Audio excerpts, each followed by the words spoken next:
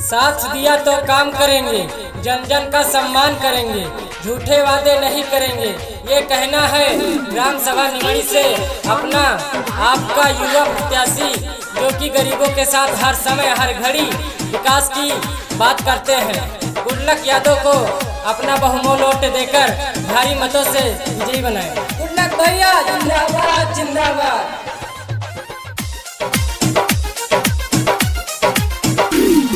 न जाना चाची इनको जिताना, इनको जिताना, इनको जिताना। भूल न जाना चाची इनको जिताना, छू के कहिले सबके पाँव।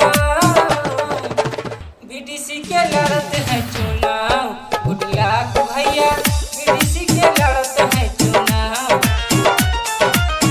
बीडीसी के लड़त है चुनाव, गुडलक भैया बीडीसी के लड़त है चुनाव।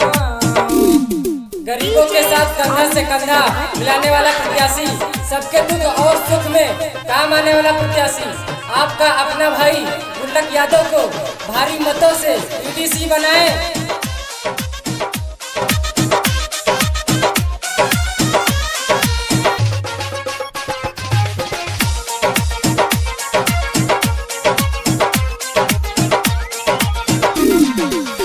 निमड़ी ग्राम से विजयी बनई है, गुडलक भैया के बीडीसी जीतई है।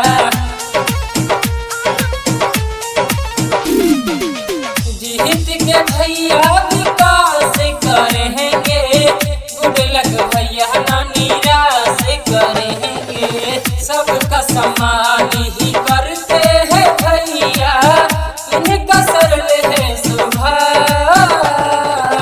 बीडीसी के लड़ते हैं चुनाव, गुडलक भैया बीडीसी के लड़ते हैं चुनाव, गुडलक भैया बीडीसी के लड़ते हैं चुनाव, गुडलक भैया बीडीसी के लड़ते हैं चुनाव।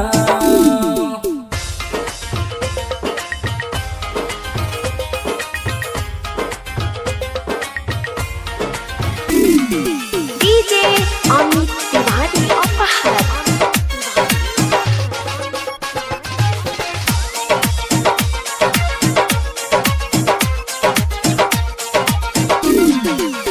वादा जौन भैया करी है करके देखई है, कोनो परेशानी आई दौड़ा चलाई है।